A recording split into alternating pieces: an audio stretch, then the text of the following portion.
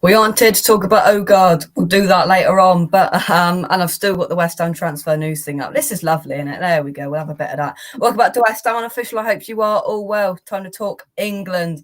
Unfortunately, as Hungary smashed England 4-0 at Molineux last night. England rock bottom of their Nations League group. And if we fail to get a decent result against Italy in September, I know it's a long way away, we will be relegated from the Nations League. Not that anybody really cares about the Nations League, but hey ho. I'm here to discuss everything England with Dan from Turf Warhouse TV. Dan, you all right? I am. I'm not too bad. I don't know what's been worse, watching Burnley from August to now get relegated, or then having to watch England. I don't know. It sort of counteracts itself. I think it seems every time I watch football at the minute, it just goes to shit. So yeah, fun times. Fun times. We started off this international. It's not really an international break. It's after season, isn't it? And it started off by losing to Hungary, didn't it? And then we picked up a point against Germany, and then another one against Italy, and then there was that shambolic performance last night. Just before we go into Southgate, what have you made of the 4 games on a whole? Poor, absolutely poor. I think as soon as Southgate named his team and said that he was comfortable with who he'd picked, for me, if I were a player hearing that, I'd be thinking, right, I could play crap for the next 2 or 3 games, and I know that he's comfortable going to picking me for these games. I could down tools off the back of that. So for me, I'm thinking it's the wrong thing for him to have said. There's players there thinking now that, oh well, I'm already going to be a name on the team sheet, no matter how bad or good, shocking I play. So that started the rut for me.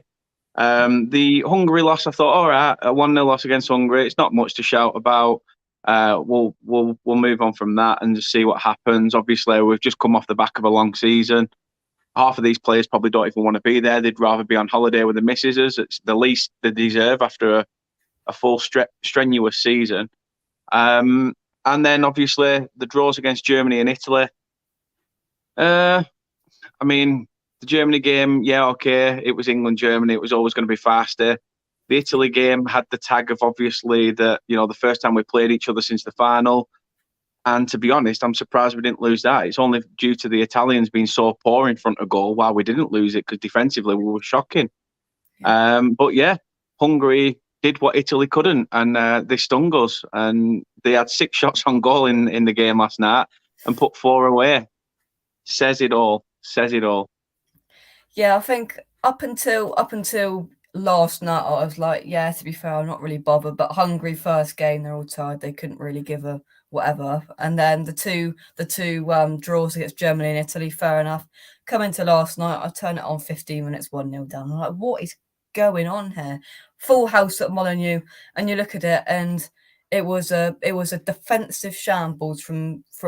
Well, to be fair, pretty much a shambles from top to bottom. You look at it, and I think I watched about 15 minutes of it last night, and all it was back and then sideways, back and sideways. And the crowd were like, come on, get on with it. Let's pass it round the back. At times we were spending 2.5 minutes just passing it round the full backs and centre backs. And I'm like, go forward. Is this the players or is this Gareth Southgate down? A bit of both. You could see it last night that every time we did look like we were going to do something with the ball, we'd put it into a pocket of space. You'd have the likes of Bowen or Raheem Sterling or Saka trying to run onto it. And if anything, I don't understand why he took Bowen off. And I'm not just saying that because I'm here on a West Ham channel. I really don't. He took him off. And I'm thinking, this is the guy who, in that first 45 minutes, has given us our only chance at a sniff of goal. Yeah. And yet he's taking him off. And you're bringing on Raheem Sterling, who, to be honest, I've never really rated anyway. He's always been that sort of person that goes, I'm going to take you on. Haha, beat you. I'll take you on again. Haha, beat you. Oh, shit, I've lost it. And that's for me, that just sums up Raheem Sterling. And to be honest, he's added the element of being absolute dogger this past year. So, it backs up what I was trying to say. City fans will go against me. I get that. But, yeah, I think, I don't know. It's hard to say. I think there is an element where it's Southgate's problem with some of the things he said. People will say FA, yes, man. I totally agree with that. I don't think nobody gets the England job without, having their nose firmly painted brown before they walk out to do an interview. So it's a horrible one. It's a gut wrenching one to take. And personally, if you ask me the question, where we go from here, it's nervy looking at Qatar. We'll get onto that in a sec. Let's just talk about players first. And to be fair, Bowen, I didn't think from the part I watched Phil, I didn't think he was great, but he was the only one that was getting it and thinking, right, I'm going to go forward. And he did lose it a couple of times, but that's to be expected. You know, you had other players there not doing much. And I know in West Ham Bars, I've just mentioned Bowen, they would take Rice out of that midfield, it falls apart. It completely fell to smithereens last night. It was atrocious, you know, because what Rice has been doing is practically been holding Maguire's hand, because he's had to literally sit there and not do anything else. He's not been going forward because he's had to literally sit there and just, you know, supervise in a way that defence that's just incapable of defending. You take him out and you're left there with, what was it, Phillips, Bellingham and Gallagher. And I don't think any of them were particularly great, but they don't have the, you know, you look at that midfield, you know, Declan Rice is going to crunch things up, he's going to make a tackle, none of them were there. But the thing that really annoyed me was we were getting the ball and the first instinct was to go backwards. Hungary got the ball, the first instinct was go, let's go, you know.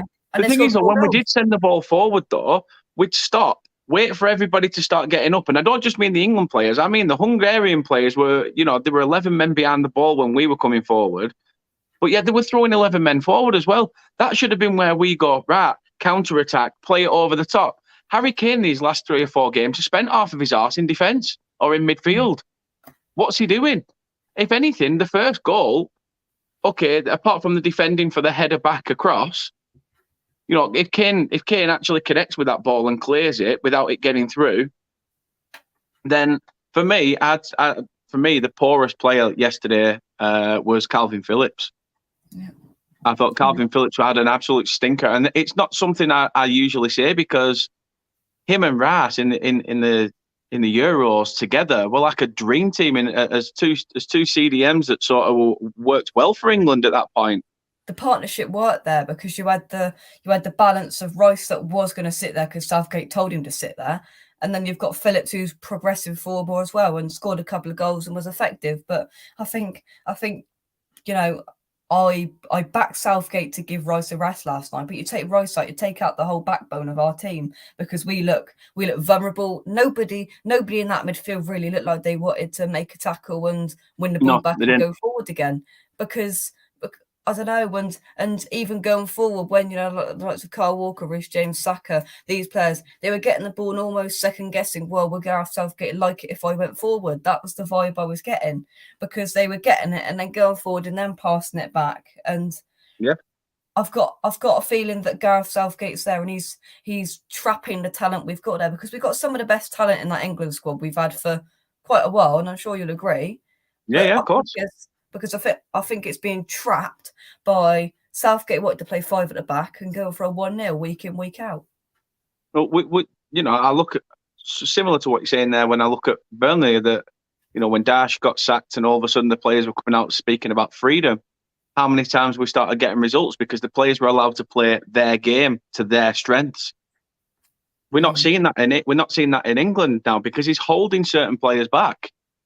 But the thing is, though, why unleash that potential? It's what we've been asking for years. You look back now, you and me could look back at the fact that we can mention players like Carragher, Gerrard, Lampard, Beckham, Scholes, and you just think, how did that team not win any tournaments? They were old school. How did they not get any success? And you look at some of the young lads through now, and they're adapting to modern football, and yeah, I just really don't get it. I think something's got to change, and I don't know whether it starts. Is it similar to a football club where sometimes it's not the players and the manager, but it's those above? Maybe it's other people in the FA that need to be a bit like, oh, well, we can't just have it our own way. Why don't we just let the manager do what he wants to do?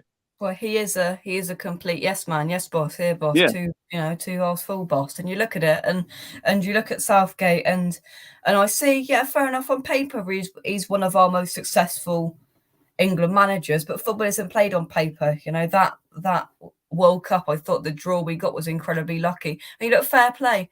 The players did their stuff in the Euros last year, but that wasn't down to Southgate. Southgate's got his clutch on it now, and he's trapping these players with their talent, their ability, and look at it last night, and they were getting booed constantly off the pitch. That's one of the loudest boos I've seen for an England performance, probably in my lifetime. And you look at it, and it just looks really bad, doesn't it? It's. I think for me, it started with the call-ups. I think some of the call-ups were very unnecessary. James Ward-Prowse, what? Because he's the one player that stands out in a Southampton side with his free kicks. That's like saying you only had Beckham in the England side because of his free kick ability. No, it was the fact that he also had the ability to pick out a pass. He had something about his game. Ward-Prowse literally is a free kick merchant, and that's it. I'd rather have seen someone like James Maddison. At the back, Harry Maguire's had an absolute shocker. There's a reason, right? I'm not saying that anybody deserves this, because they don't, but you don't receive death threats and people saying, get off, you shouldn't be the captain of Manchester United if you're having a great season. And he's not. He shouldn't have been in there for me. Dawson's had one of the careers of his life. Again, I'm not saying this because it's a West Ham channel. I'm saying it purely on the fact of being an England supporter. And this is a bloke who came in and said, I'm going to pick players on form, on the way they are playing at the current clubs. If that's the case, and there's that. There's the fact that he said at the end of the game, it's my fault. I sort of rotated the squad. I said that I wanted to make sure and have a look at all these different players. That's what friendlies were for. The Nation League's something completely different. I know they are glorified friendlies, but if you're going to rotate, why have you kept Ramsdale in for 2 games? Why haven't you played all 3 keepers? Now, I am technically looking at this from a Burnley point. Why have you not give Pope a bit of game time? In fact, statistically, he's the best keeper out of the 3 when it comes to England statistics. Yeah. And yet he's now looked at because Ramsdale's at Everton, Arsenal, and Pickford at Everton. Oh, Pope's in the Championship with Burnley. Jesus Christ. Who cares where you are? Who cares where you are? If you're good enough, you should be in there. And for me, the Dawson one, it infuriates me. He deserves his chance. But you look at the whole FA and the whole picking system of it. It's not how well they play. It's what badge they wear 90 or 80% of the year when they're playing. This playing for England, though, Jake. Playing for England doesn't have the same sentiment anymore. No. You look at some of the West Ham greats that have played. You only have to say Jeff Hurst and Bobby Moore. You don't even need to mention any others, to be honest. I think them two speak for itself. But you've got Harry Maguire starting 3 out of 4 games in the Nations League. And then comes on. You are 3-0 down against Hungary. And what do, Southgate? Oh, I'll bring Harry Maguire on. Okay, I understand because of the sending off. Maybe you wanted to shore up the defence. Shore up a defence that's already shipped 3 goals. You might as well stick an attacker on. Yeah. Might as well go for it. At least then we can say in the last 5 minutes you showed a bit of fart. But you didn't. You bottled it. For me, there's no. We call ourselves 3 lions, right? 3 lions. What do you call lions when they're together? Pride. There's all pride in that England team. I'm sorry, there is none of it. It doesn't mean the same to play for England anymore. People are going there going, oh yeah, it's great to get a call up. Look at some of the videos where the players are belting out the national anthem. They are like passionate about wanting to kick that ball for England and bring it home for a nation. These just think it's another game of football. It's just another kickabout. Yeah. It's ridiculous. They can't see the pride, and I don't want to get into the politics of it, but some of them are standing there not even singing the national anthem before the game, which I think is disgusting, to be honest. Shit national anthem as well while we're at it. Yeah. I mean, it's just, it is rotten to the core. Let's take some comments. P. Gaz says, from what I saw, the players are out. They're just not trying to get out. They're there. Not really too bothered. End of the season, kind of like warm down, white, just kind of pack up for the summer, with a bit of England football, which is disgraceful, to be honest with you, for some of them. It's just go and play for England. It's a catch-22 as well, though, Jake, because a lot of people, you're looking at it. We should have been playing in a World Cup now. The World Cup should have been now, and because of money, it's obviously gone out to a desert where we're going to have to kick a ball about. It's ridiculous. So I could understand if it was an actual tournament, maybe we'd have a bit of heart and a bit of pride, but we don't. Because it's just glorified friendlies, it's almost like, nah, I would rather be in Marbella with 2 or 3 of my teammates and the wives and enjoying myself after a long season of injuries, cards, messing around and what have you in the Premier League. So yeah, as well as it, madness. It resulted to Harry Maguire, Harry Kane blatantly diving in the box as well. And so many of you have seen that video on Twitter. Yeah. That's just disgusting, That's sending off as well. Yeah. Oh, they're sending off. Just go through these comments. P-Gas says, I think Southgate's views the Nations League like Fat Sam viewed the League Cup, so he plays England's B team. But to be fair, you look at it, and you can joke about that, and that's a very valid point. But to be honest, yes, he rotated, but that should be good enough to get past Hungary. No, there was no fight there. There was no care. The disabled team, hope you're keeping well.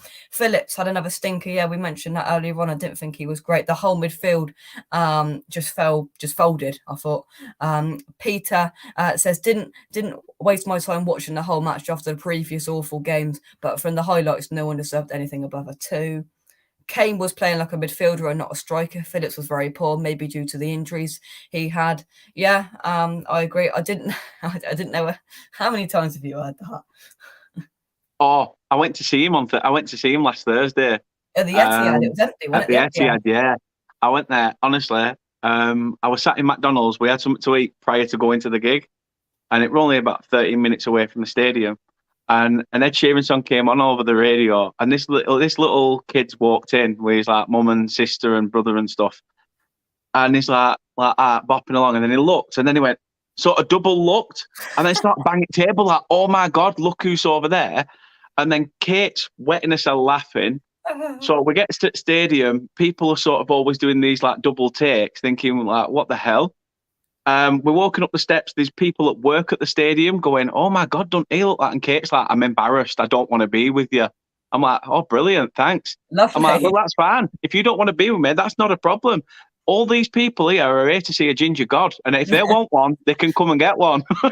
Exactly. Lovely stuff. The disabled team says, I think Phillips has had his head turned and frightened of getting hurt before a future medical. That's a very valid point.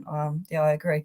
Peter says, we weren't hungry enough for this game or the other 3 in this tournament. Tell me about it. I'm just glad I didn't do a flipping watch long for it. I'm glad I just didn't bother.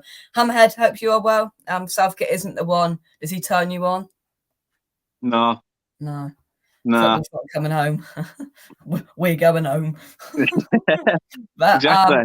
Sum things up. Southgate to go, yes or no? And give us your final thoughts. Yeah, Southgate to get the chop before. If it doesn't happen soon, it'll happen not long after the Italy game on 23rd of September. I who replaces him? I don't know. Obviously, the fan bases want Graham Potter. Would he ditch Brighton to take the England job? I don't think he would. But it's the FA that make the decision as well. So, if we want Graham Potter, they'll be like, well, you're not having Graham Potter. Yeah, exactly. So we'll see. But yeah, for me, I think it's run its course. Yeah, I think so. There's got to be some sort of change in it because we've got a very young, good, and talented squad. There's no denying that, and I think it's currently been arrested by the fun police of Gareth Southgate. I think it needs a reboot. It needs a refresh. It needs somebody to come in that wants to play attractive, attacking football because that's what these group of players need and deserve. To be honest with you, but Southgate to head south out the door, fingers crossed. I can't see Southgate being replaced so close to the World Cup. He'll stay for the World Cup, we'll get embarrassed, then he'll get sacked. That's what'll happen. Southgate out. Everybody saying hello to each other as well. But there we go. Thank you for watching. Short, sharp and sweet. Now it's time to talk about Ogurd in just a second. So stay tuned for that right here on West. I'm an official Dan. Thank you very much. I'll see you in 2 seasons. Oh, I had to get that one in, didn't you? Thanks very much for having me, though, Jake, and I'm looking forward to it. I'll be keeping my eye on the boys in claret and blue in the Premier League anyway. Not Aston Villa, they're shocking. No, West Ham. Love it. Thank you very much, mate. Drop a like, subscribe, and we'll catch you right. No, have one of them and all while you're at it. Have one of them. Go. He switched. Come on, you irons, and we'll catch you later on. Cheers, guys. Bye-bye.